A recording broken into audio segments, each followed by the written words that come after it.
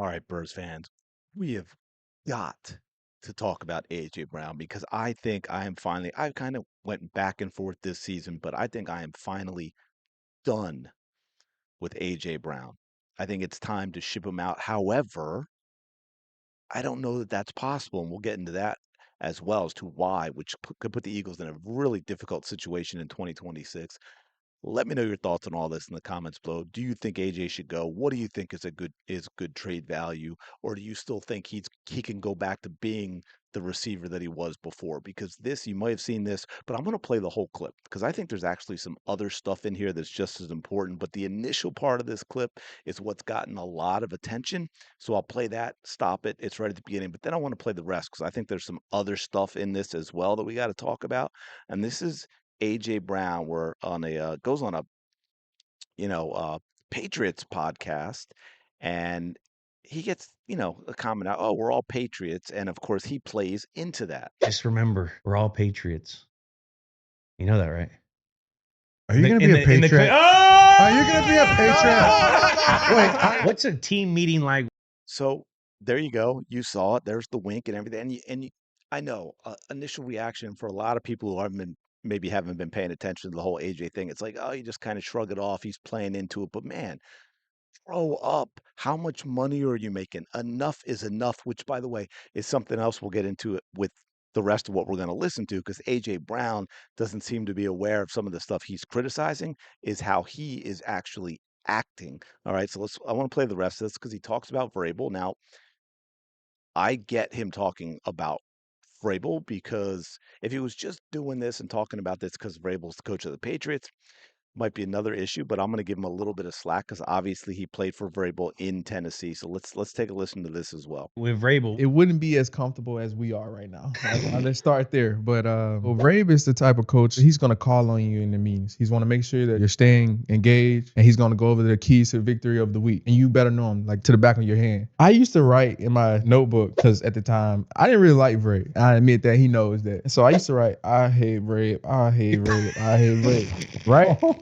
But I was doing that to pretend like I was taking notes to look like I was engaged, but because he was so hard on me when I was a rookie and I didn't really understand it. And so it was at the time I told Ray, I was like, hey, like I'm humble already. You don't gotta humble me. But I really didn't understand what he was trying to push me to be. And another little quick thing, he showed a clip. I ran like a bang gate and I scored and he praised me. And so I was kind of feeling good about myself, right? I'm a rookie. A couple plays later, he showed me another play with the bang gate and I get tackled. And he's like, what's the difference between the first play and the second play? And he was like, you're tired. That's not gonna cut it, you know? And he was like, that same mentality what you show in the first play, you should do that all the time. That's who you are. When I say he holds every single player accountable from top to bottom, I don't care who it is, that's who he is. And it makes the team come together because nobody's bigger than the team, nobody's bigger than the program. So you Nobody's bigger than the team. Nobody's bigger than the program. First of all, you talk about writing stupid stuff when you're getting paid a lot of money to play professional football instead of actually listening in the meeting.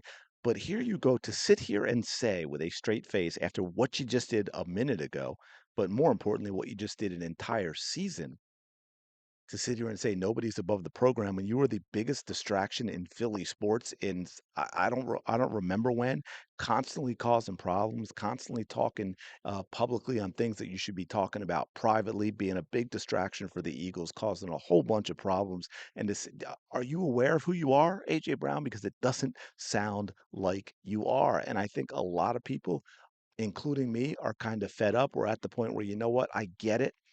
I was talking to this with some other Eagles fans, like, why is AJ, no one has gotten the protection from fans that AJ Brown seems to have gotten with his behavior in this past year. Why is everybody so intent on protecting AJ Brown and making excuses for AJ Brown? And what I said in reply is my thought is the Eagles have had a lot of time, even when we've had good teams, even when we've had good quarterbacks, where we simply have not had that guy at receiver. Well, we've had really, really bad receiver cores from 1 through 4, 1 through 5, however many they were carrying, however many were playing.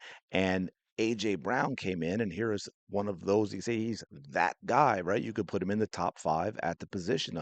A couple seasons here of almost 1,500 yards, and I think those Eagles fans protecting AJ are terrified of what it means if AJ Brown is gone because we've seen how long the Eagles could go without a decent wide receiver. Now, yeah, I know we have Devontae Smith, but hey, you get a little greedy, and people are worried about, hey, if AJ Brown's gone, what does that look like? Especially if someone like Dotson's gone as well. It's like, okay, we've got Devontae Smith.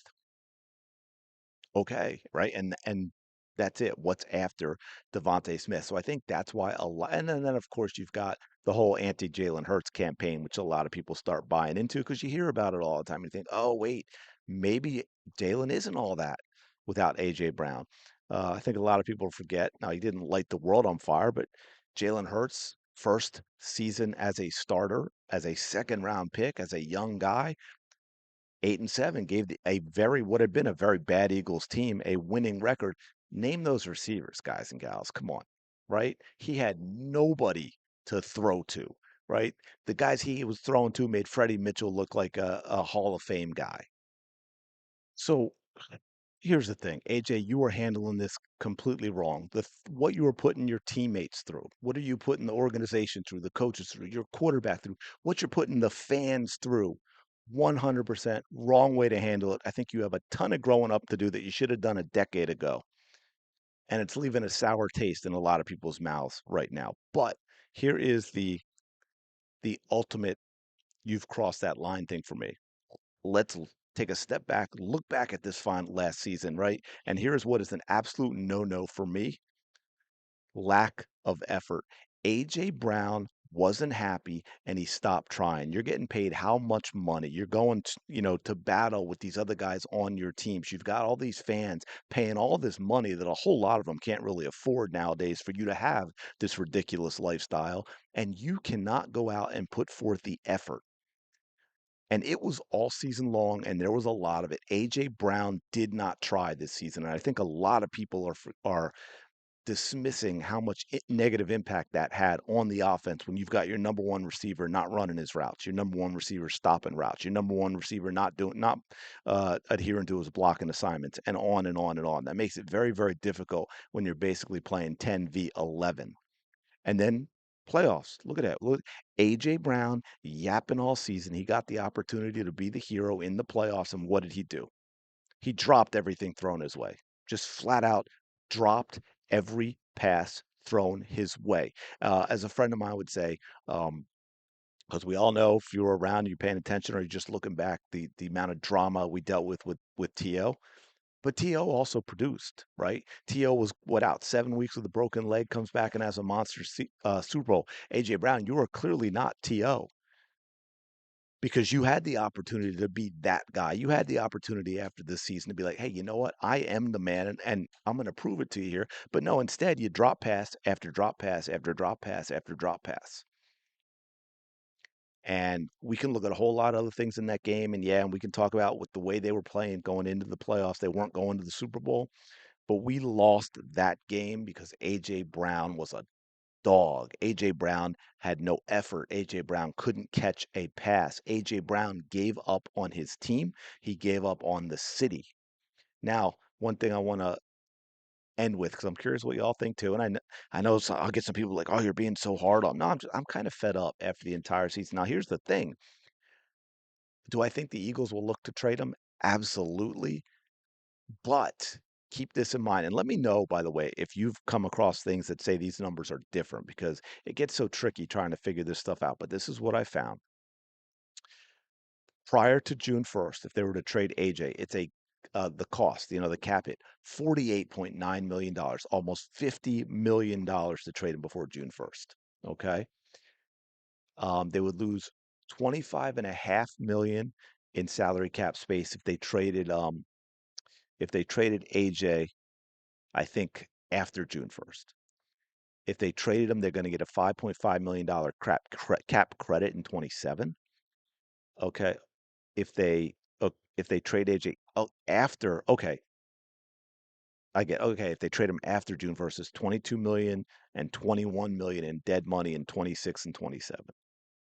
If they cut AJ after the 26 season, it's 53 million in dead money. So, I mean, I don't know that they would get much back for AJ. I think a lot of people are overestimating what you'd get for a receiver like AJ at this point. and with the contract he has, but then you throw in this dead space stuff, and it's like I don't know how the Eagles do that. Of course, AJ is also making it very difficult for them to live with keeping AJ, but he's got that kind of leverage because of this ridiculous contract that they gave him. So, I mean, it's almost like we just have to cross our fingers and hope that all these changes, like with the offensive coaching, change makes tr- uh, important changes to the offense that gets AJ Brown back on board. That that Sean Mannion can get AJ Brown back on board, and we can get good production from AJ, make him happy. And I don't mean make him happy by focusing on him to the detriment of the team, but make him happy by having an actual good offense that was the type of offense that allowed him to have 1,400-yard seasons, you know? But because the rest of the stuff, I am fed up with it. I'm at this point, I wish we didn't have this cap situation because if we didn't, I think he'd be gone. He might even be gone already at this point. But let me know your thoughts. Appreciate you checking it out, Birds fans. Smash the like button, subscribe. I do appreciate it. I will talk to you later.